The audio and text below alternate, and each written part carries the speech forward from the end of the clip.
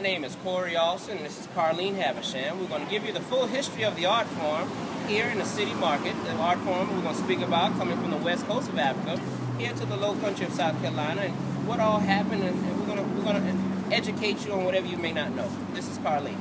Well, first of all, with making the sweetgrass basket, you don't go to school to learn how to do it. You only learn within the family, passed down from mother to daughter within the family. And one of the things a lot of people don't know, men were actually the first creators of even making the baskets. We use 4 different grasses total to make the baskets. We use sweetgrass, what is this lighter grass right here. We also use the longleaf pine needles. We use bulrush, what is a thicker fiber. And this is material right here. Now in local term, this is what Moses found. We use palm, just like on church on Palm Sunday. This is the body part, and this is what holds all those natural grasses that you see together. Now we use also to use a little tool in the basket to make, which is a nail book. Right now it looks like a little spoon handle, but when they first started making them, these used a rib part of an animal bone, a broken nail. Now today we use this. The art form was first brought to the area during days of enslavement for rice cultivating. During the time of rice cultivating, they had a very so much needed tool that was known as a fanner. And the fanner basket was used for throwing the rice in the air. The wind blew the shaft away. At that time, rice was a major cash crop, and it was actually known as a Carolina gold.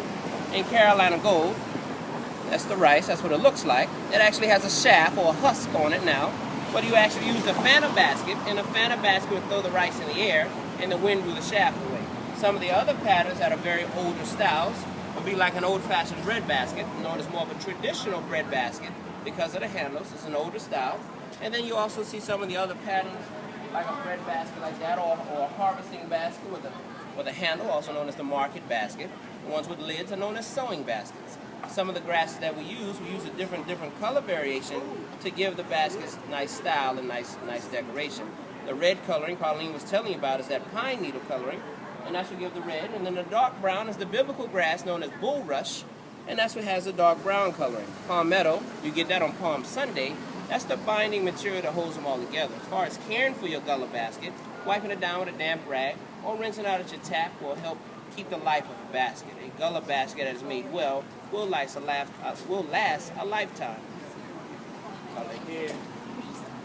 And also, too, one thing so you can even tell a good quality of a very good basket is how tightly woven it is. You want your basket to feel very nice and firm. Definitely the tighter the better the basket. That shows a person took their time to sit and do it. Also, too, when it's done, it's nice and neatly done and very firm. But it definitely will last a lifetime, and it's definitely something you can even pass on within your family as well. Thanks. A lot of people wonder about the art form and see different styles and different patterns and different shapes. You also get a lot of questions about palmetto roses. Palmetto roses actually is a rose that's also known as Confederate roses. And during days of Confederacy, these roses here are made from the palmetto tree. But the purpose of the rose of that time was to be made by the mother of the wives of the sailors that went out to sea. When it came back, the loved one that made the rose was given the rose back as far as a token of love. A lot of people mistake these roses as sweetgrass roses. It's not.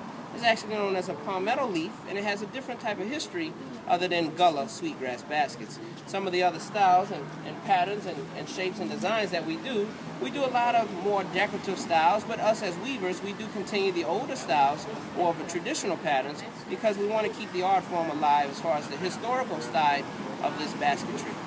Thank you.